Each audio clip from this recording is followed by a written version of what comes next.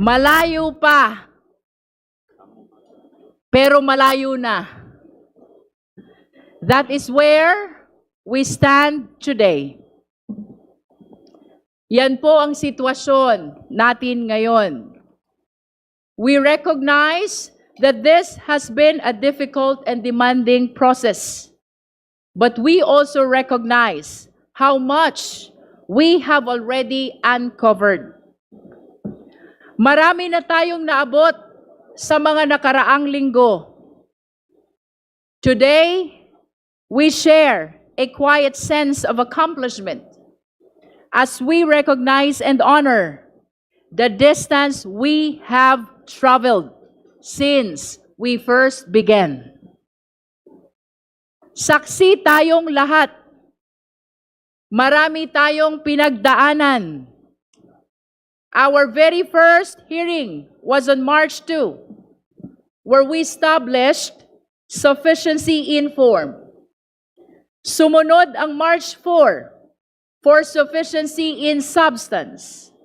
At sa puntong yon, we asked the Vice President to file her answer. And she did. At ang nakapirma, 16 na abogado, 16 lawyers. Pero ang answer na isinumite, halos 10 pages lamang at nakatutok lang sa mga technicalities, sa mga paligoy-ligoy, bagay na ikinagulat ng marami dahil sa totoo lang, hindi naman yon ang hinahanap natin. It was an answer that really just avoided the questions. Kaya naman, noong March 18, we determined that the complaints allege sufficient grounds for impeachment. Sumunod ang hearing sa March 25, kung saan we settled the preliminary matters, most especially ang pag-issue ng mga subpoena. Then came the marathon hearings of April 14, April 22, and April 29. Doon tayo nakinig sa mga resource person natin. We heard the evidence. We examined the evidence. At sa mga araw na iyan, doon natin naramdaman ang bigat ng ating ginagawa.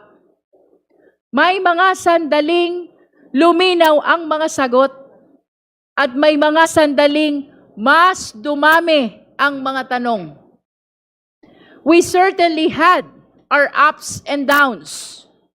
We had our inflows and outflows of testimonies and documents. But through it all, one thing remained certain. We never went sideways. Hindi tayo naligaw. Nanatili tayong may direksyon. We move, sometimes slow, sometimes painfully, but always forward towards the truth. Sinunod natin ang konstitusyon. Hindi tayo nagmadali, hindi tayo nag-shortcut. We honored the process. Bawat hakbang, bawat salita, bawat ebidensya, hinarap natin ng buong pag-iingat at pananagutan. Sa paglalakbay na ito, napagod tayo. Sinubok ang ating pasensya, lalo na sa harap ng mga batikos mula sa labas. We saw the press conferences of the Vice President's camp. We saw the petitions filed in the Supreme Court and the complaint filed in the office of the city prosecutor. Opo, maraming hakbang ang ginawa upang pigilan ang prosesong ito. Pero sa kabila ng lahat, hindi tayo natinag. For in the end, it is not the absence of struggle that defined us, but the refusal to lose our way, the discipline to stay the course, and the clarity to never lose sight of where we are going. At noong mga nakaraang pagdinig, we have seen the evidence. Ito ang mga nakita at narinig natin. Una, ang testimonya ni Ramil Madriaga na base sa ebidensya, mas kilala sa pangalang Sir Ram. Pangalawa, ang mga misteryosong envelopes at ang mga questionableng resibo. Pangatlo, ang paliwanag ng NBI tungkol sa magkakaibang pangalan, ngunit iisa ang pirma. Pang-apat, ang sertipikasyon ng PSA na walang record ang mga pangalang katulad ng Mary Grace Piatos. Pang-lima, ang COA findings na nag-uutos ng refund na 73 million at 375 million. Pang-anim, ang ulat ng AMLC patungkol sa 6.7 billion na mga transaksyon, napakalaking halaga na dumaloy sa mga account ng Vice Presidente at ng kanyang asawa. Pang-pito, ang mga natuklasan ni former Senator Antonio Trillanes IV na ang malaking bahagi ng kayamanang ito ay may kaugnayan sa illegal drugs. At ang mas nakakagulat, ang pahayag na ito ay tumutugma sa record ng AMLC. Pang-walo, ang mga dokumento mula sa SEC na nagpapatunay na walang kinikita ang mga kumpanya ng Vice Presidente kahit na natili siyang aktibo sa isa sa mga kumpanyang ito, nang ibig sabihin ay pinagsabay niya ang pagiging Vice Presidente at pagpapatakbo ng negosyo. At nitong huling pagdinig lamang, noong April 29, dalawang bagay naman ang napag-usapan natin. Una, ang selyadong kahon mula sa BIR na sa kabila ng matinding debate, hindi muna natin binuksan. Kahit nasa kapangyarihan naman natin na buksan ito. Sabi nga ni Deputy Speaker Janet Guerin, ang puso natin ay gustong buksan ito, pero ang isip natin nagsasabing huwag muna. At dagdag pa rito, nagpahayag si Congressman Benny Abante, hindi porket kaya nating gawin ang isang bagay, ay dapat na nating gawin. At ang pangalawa, ang mga ebidensya ng pagmumura at ang pag-contract ng assassin. Grabe po itong mga ebidensyang ito, lalo na yung video ng Vice Presidente. Kong Laila de Lima described it perfectly when she said, noong gabing iyon, nakita natin ang totoong Sara Duterte. Nanlilisik ang mata, halos bumula ang bibig, at lumabas ang dugo sa tenga dahil tila ba sasabog na ang kanyang ulo sa galit. At that point, Congresswoman Janice Digamo once again shared her own painful experience. As a victim of political violence herself, pinaalala niya sa atin na ang banta ng pagpatay ay hindi biro. Ito ay seryosong panganib sa buhay ng tao. Yan po ang lahat ng natalakay natin at pinag-aralan natin lahat ito. Sinuri ang bawat anggulo, katulad ng paalala ni Congressman Brian Poe noong nakaraang pagdinig. Seryoso ang tungkulin nating ito at dapat tratuhin ito na may kaukulang respeto.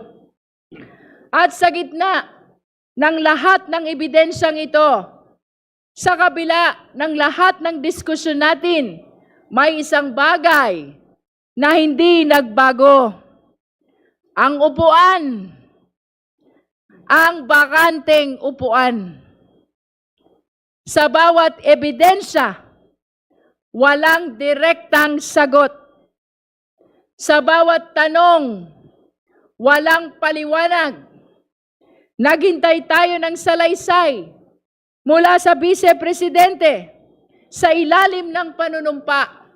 Pero ang tanging humarap sa atin ay ang tahimik, ang isang bakanteng upuan.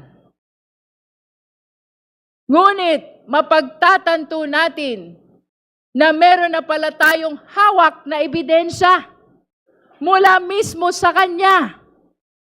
Hindi na natin kailangang tumingin pa sa malayo. We already have a sworn statement. Isang sinumpaang salaysay, ang tagal na palang nandito. Ang kanyang salin. Isang dokumento, siya mismo ang pumirma. Siya ang nanumpa. At siya ang nagsumite. At malinaw ang nakasaad doon. Walang cash o cash deposit. Ngayon, itabi natin ang salin na iyon sa lahat ng ebidensyang ating naipon. Doon lumabas ang tanong na hindi na natin matatakasan. Kapag ang sinumpaang dokumento ay nagsabing zero cash, pero ang official report ay nagpapakita ng bilyon-bilyong transaksyon, saan tayo maniniwala? Kaya naman, noong April 29, the Committee on Justice decided that we have seen enough. No need to extend. No need to give one more chance to someone who refuses to attend. Sabi nga ni Congressman Percy Sendanya, hindi na kailangan ng makeup class ang laging nagkakating class. By a unanimous vote, this committee found probable cause to impeach Vice President Sara Z. Duterte for culpable violation of the Constitution, bribery, graft and corruption, other high crimes, and betrayal of public trust. That brings us to today. Ngayon, May 4. Kukumpirmahin natin kung anuman ang mga nangyari noong nakaraan sa pamamagitan ng isang committee report. We are therefore here to finalize the committee report along with the attached resolution setting forth the articles of impeachment. Our task is to approve these documents and transmit everything to the plenary. This is our mandate under the rules. Tayo ang Committee on Justice. Bukod tangi ang committee ito dahil sa buong listahan ng mga komite sa Kongreso, tayo lamang ang tanging binanggit at binigyan ng partikular na mandato ng ating konstitusyon. We were given that name for a reason. Today, we hope we have lived up to that name, Committee on Justice. Para sa hustisya, sana naibigay natin ang hustisya sa mga complainant. Hustisya sa Vice-Presidente sa pamamagitan ng tamang proseso. At higit sa lahat, hustisya sa sambayanang Pilipino. Sana ay panindigan natin ang pangalan ng committee natin.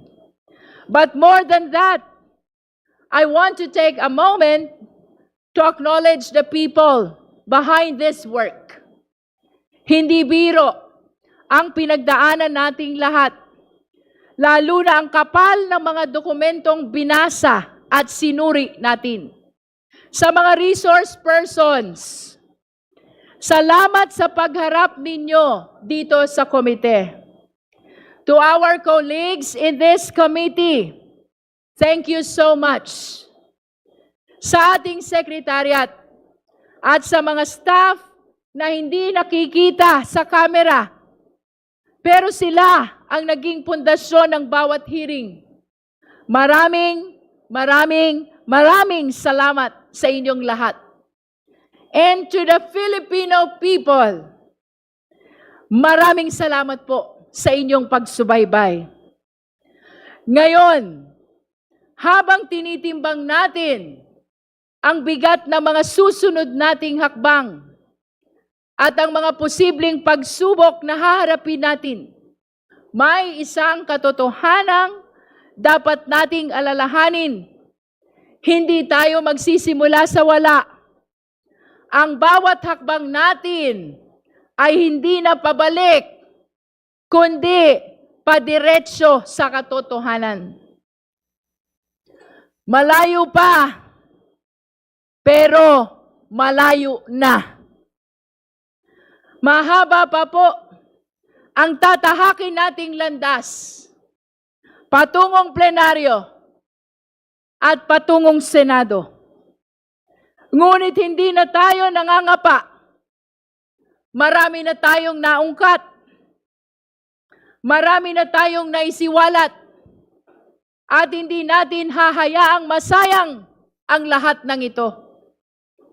Kailangang ituloy ang proseso because this is what justice demands. Because only then can we truly achieve accountability. Kapag may public official na nagkaroon ng seryosong paratang, huwag nating baliwalain, huwag nating palampasin. Kapag may kailangang ipaliwanag, huwag tayong titigil hanggat lumabas ang katotohanan. Let us pursue this to its logical conclusion. Otherwise, the cycle of impunity will only repeat. Because we owe it to the next generation of Filipinos to show them that no one, no matter how powerful, no matter the title, is above the law. Huwag nating hayaang masanay ang ating bansa sa kultura ng pagkalimot. Because if we let up now, we fail the very Constitution we swore to protect. Let us therefore move forward with heavy hearts but clear minds. If the Vice President is guilty, let the truth convict her. If she is innocent, let the process clear her. But let it be done through the light of justice, not the shadows of silence. Ituloy na natin ang huling hakbang ng yugtong ito para sa katotohanan, para sa sambayanang Pilipino. Esteemed colleagues, beloved countrymen, malayo pa, pero kahit papaano, sa totoo lang, malayo na. Maraming salamat po. At this juncture, may we direct the committee secretary to manifest to the committee whether the committee report, the attached resolution, as well as the articles of impeachment have been sent to the members of the Justice Committee, the respondent Vice President, as well as the complainant. Comsec? Madam Chair, The Honorable DSJ Suarez. Insofar as we have acted on all the proposed amendments of our colleagues, again, I move for the approval of the committee report, the attached resolution setting forth the articles of impeachment against the Vice President Sara Z. Duterte as amended. So moved, Madam Chair. Second, Madam Chair. There is a motion to approve the committee report with the attached resolution setting forth the articles of impeachment against the Vice President as amended. The same has been seconded. Is there any objection? Madam Chair, just a bit of an amendment to the motion. What's the pleasure of the Honorable De Lima? Can we add with the attached articles of impeachment? We are Because following the wordings of the rules of impeachment, Yes, which the says attached, setting forth the the articles of articles of impeachment. impeachment. So no need to specify with the attached. I don't articles think of it is impeachment. needed. Thank you. We're following verbatim what is provided in the rules of impeachment. Is there any objection?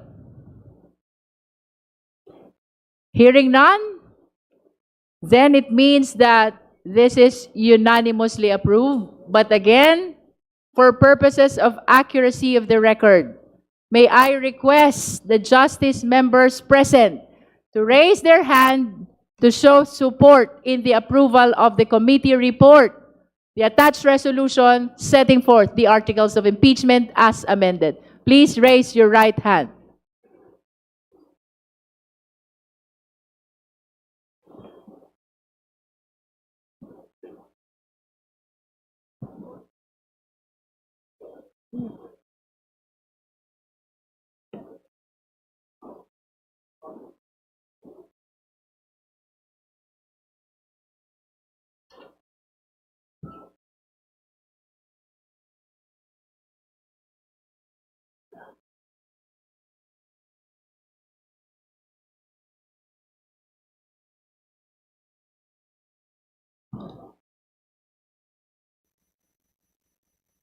Oops.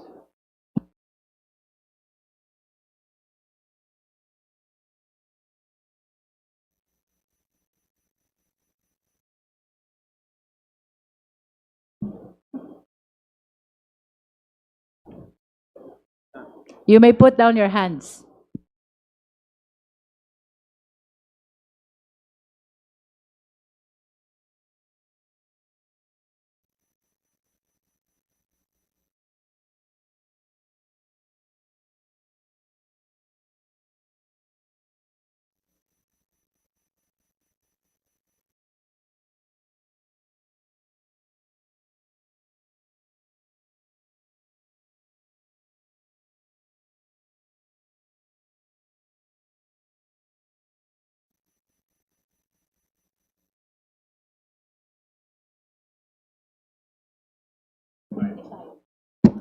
Let it be placed on the record that 55 out of 55 justice members physically present manifested their support to the approval of the committee report, to the attached resolution setting forth the articles of impeachment as amended. The chair therefore declares the motion unanimously approved. Madam Chair. Madam Chair. The Honorable Ko. Madam Chair, may I briefly explain my vote and express a reservation?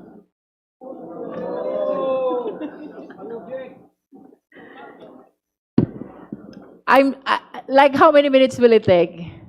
Maybe two. 2 minutes. Okay, you may proceed. Thank you, Madam Chair. Madam Chair, over the weekend, as the articles of impeachment and the report is also being finalized, this representation sent over comments on substantive matters to specifically on the wordings of political destabilization.